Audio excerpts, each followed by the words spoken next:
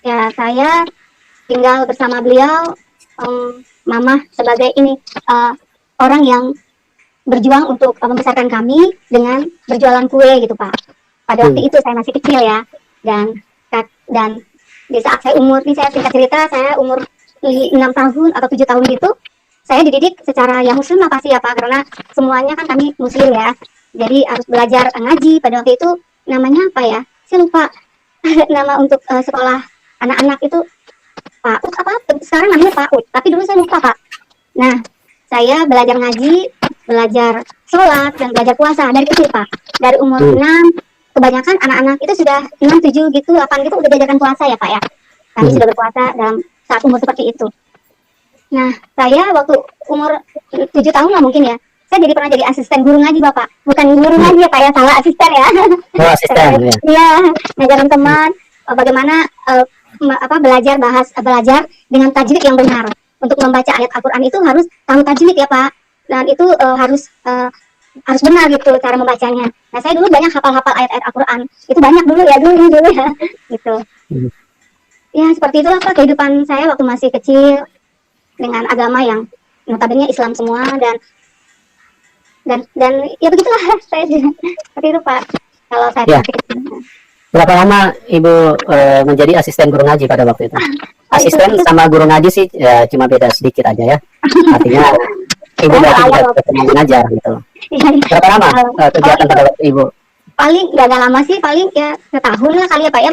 Saya juga udah lupa karena itu sudah sangat lama sekali ya. Begitu. Ya sudah sangat lama sekali. Oke. Terus apa doktrin yang Ibu pahami tentang agama yang lama, iman Ibu yang lama seperti apa? Misalnya di dalam berinteraksi dengan yang non Muslim. Kebetulan di tempat saya itu, di tempat kami tinggal, ada orang Kristen itu cuma di satu orang Pak, cuma satu rumah. Ya. Dan beliau itu juga ibu yang baik, tapi kami semua hidupnya itu juga ya akur ya, semuanya baik-baik aja ya. Dan saya juga tidak, beliau itu tidak pernah mengajarkan Yesus, tidak berani ya kali ya Pak ya. Dan karena kami tidak pernah tahu Yesus itu siapa.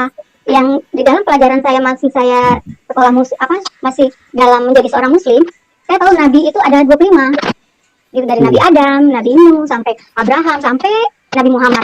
Saya tahu seperti itu. Yang kita pelajari. Gitu loh. yang kami pelajari seperti itu, Pak. Ya. Oke. Terus dalam prakteknya dengan sejauh iman Ibu di dalam yang lama, bagaimana ceritanya Ibu yang sudah pernah menjadi asisten guru ngaji, terus kemudian bisa berbalik, bisa meninggalkan keimanan Ibu? Apa yang terjadi dengan Ibu pada waktu itu? Bagaimana peristiwanya? Jadi pada waktu saya umur 13 atau 14 ya, saya masih sekolah Madrasah Sanawiyah. Madrasah Sanawiyah itu setingkat SMP ya Pak ya. Nah, nah di sana kan sudah pakai jilbab Pak. Pada masa itu ya Pak. Nah satu hari saya bermimpi, dalam mimpi saya itu saya dibawa melihat alam yang sangat putih seperti itu, dan saya melihat ada tiang-pilar yang besar-besar, ada 6 bersama, sepertinya saya tahunya itu bidadari, zaman dulu saya tahunya itu bidadari ya Pak. Besar. Saya melihat ada 6 berdiri di samping pilar-pilar tersebut ya. Nah ketika saya masuk, saya berjalan, terus saya melihat ada sosok yang begitu saya lihat indah, begitu mulia ya, tapi saya tidak tahu itu Tuhan Yesus. Jadi saya berjalan sampai mendekati sosok laki-laki tersebut. Nah tetapi saya melihat, yang saya lihat mereka itu Tuhan itu ada bersama para nabi-nabinya Pak, lagi duduk seperti meeting seperti itu. Tapi tidak seperti saya tidak berani mengganggu karena seperti mereka itu lagi serius berbicara begitu loh Pak. Nah saya berdiri di samping, kalau saya tahu dulu waktu itu saya panggilnya Nabi Isa. Saya bilang ini Nabi Isa, karena saya tidak tahu, saya tidak pernah bertemu Nabi Isa, saya tidak pernah bertemu Tuhan Yesus, saya tidak pernah melihat gambarnya sama sekali waktu saya masih di kampung ya Pak. Beda dengan zaman sekarang, Tuhan Yesus itu sudah banyak, ada fotonya, ada banyak orang tahu ya, karena udah banyak kesaksian gitu untuk anak-anak yang sekarang. Tapi pada waktu zaman saya itu 30 tahun yang lalu kali ya, itu benar-benar tidak tahu Yesus itu seperti apa atau Nabi Isa itu. Nah saya berdiri di samping Nabi Isa itu, saya bilang ini Nabi Isa begitu. Jadi saya melihat Nabi, ada nabi-nabi yang saya lihat. Nah saya hitung 1, 2, 3, 4 sampai 24. Tapi di dalam penglihatan saya itu, saya tidak bertemu dengan sesosok yang saya kagumin. Karena kan saya selalu berdoa untuk jadi begitulah, saya tidak bertemu dengan sosok yang saya kagumi. Saya bertanya kepada malaikat, saya rasa itu sepertinya malaikat. Karena pas kita bicara, itu hati itu seperti bicara dengan malaikat gitu. Saya tanya kenapa, kok saya nggak melihat sesosok yang saya kagumi ini gitu sampai 3 kali. Tapi dia hanya tersenyum. Nah, sekarang saya baru mengerti arti mimpi itu. Ternyata saya jadi pengikutnya Tuhan Yesus. Jadi saya hanya bertemu dengan nabi-nabinya Tuhan Yesus yang ada di Alkitab Injil dan Perjanjian Lama cuma 24. Mungkin sekarang saya memahaminya seperti itu aja. Iya. Oke. Itu pada saat Ibu usia berapa mendapatkan penglihatan itu? Kalau saya pikir waktu saya SMP itu mungkin umur 13 atau 14 kali ya Pak ya. Ingat saya umurnya seperti segitu deh. Karena saya catat Bapak dalam satu buku pada waktu itu. Saya catat. Entah kenapa saya kelas dulu ingat itu diary ya gitu ya. Saya catat. Diary ya, saya catat itu di dalam satu buku itu. Saya mimpi ini gitu. Saya satu hal yang aneh. Saya tanya kan, besoknya saya tanya sama nenek, sama mama gitu kan. Kok saya bermimpi seperti ini gitu. Terus saya bilang udah kamu banyak doa, banyak puasa, banyak berzikir gitu. Oh ya udah, saya ikutin aja seperti itu. Begitu Pak. Iya.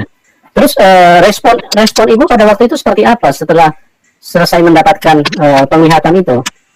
Apa yang terjadi di dalam hati Ibu, di dalam pikiran Ibu, dalam perasaan? Bagaimana dia mempengaruhi Ibu dengan penglihatan itu? Pada waktu itu saya merasakan seperti hatinya bahagia aja, sukacita saja ya Pak. Tapi mungkin karena saya masih dibilang ya masih remaja barangkali atau belum dewasa ya, jadi saya menganggap ya sudah itu hanya mimpi. Nah, jadi nggak terlalu saya pikirkan dan nggak terlalu saya pedulikan gitu. Sampai saya umur 17 atau 18, saya bermimpi juga lagi dikasih mimpi, tapi mimpi mengenai kiamat. Mimpi lagi. Mimpi lagi. Bagaimana mimpinya? Nah, saya ada di dalam satu kapal pesiar yang besar.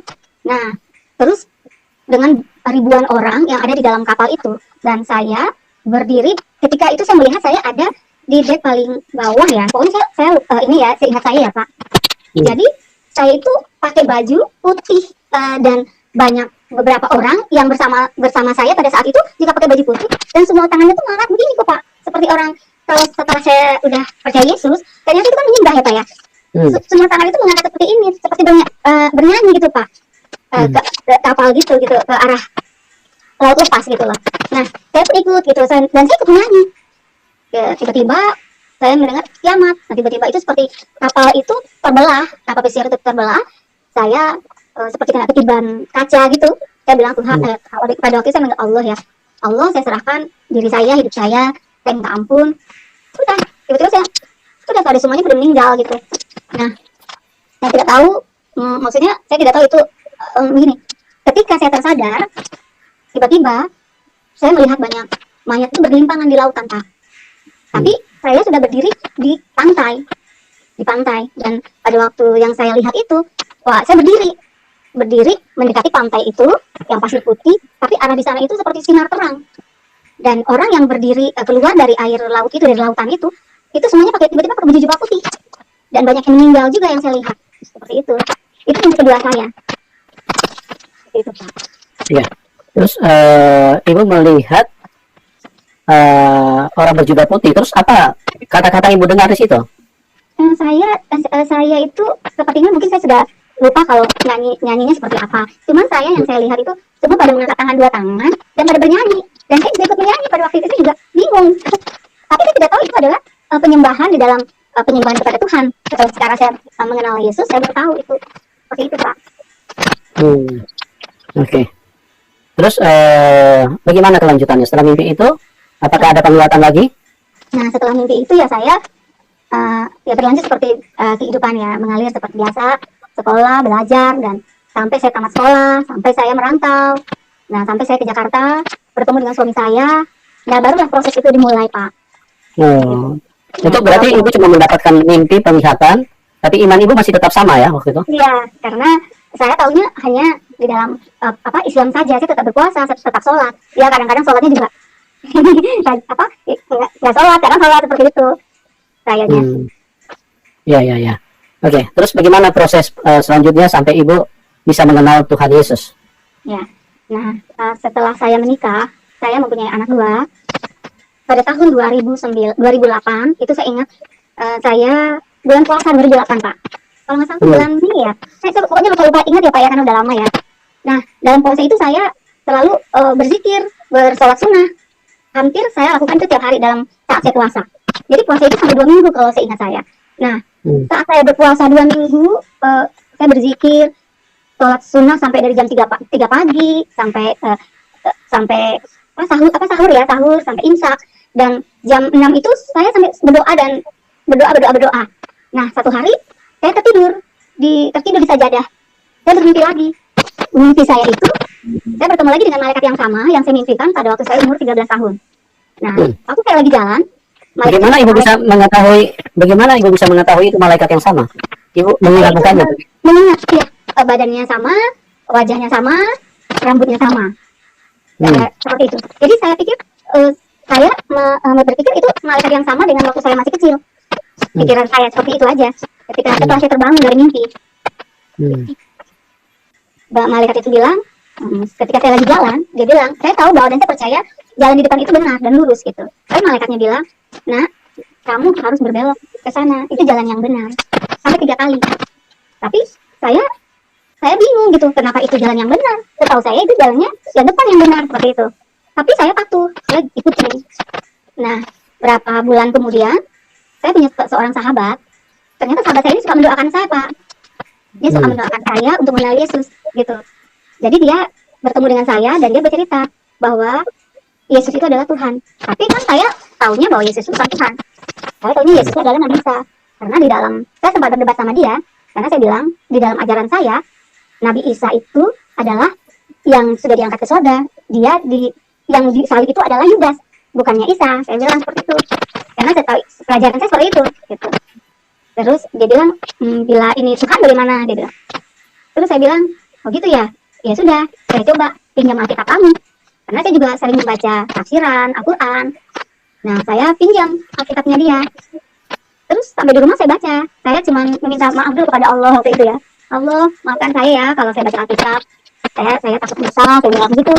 Tapi ketika saya membaca itu, saya kaget. Selai demi selai, saya membaca dari Perjanjian Lama dan Kejadian, sampai tentang raja-raja, sampai kepada raja-raja, sampai ulangan gitu loh Pak. Saya sampai membaca sampai dengan seksama, begitu saya kaget.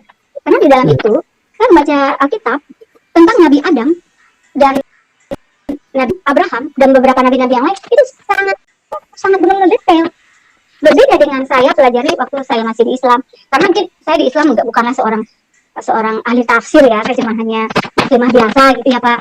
Jadi saya heran kok di dalam Alkitab ini nabi-nabinya benar-benar lengkap gitu, bahwa dari kejadian Adam diusir dari sorga, dari Taman Eden ke bumi, dan umurnya 930 tahun, 930 tahun Adam meninggal.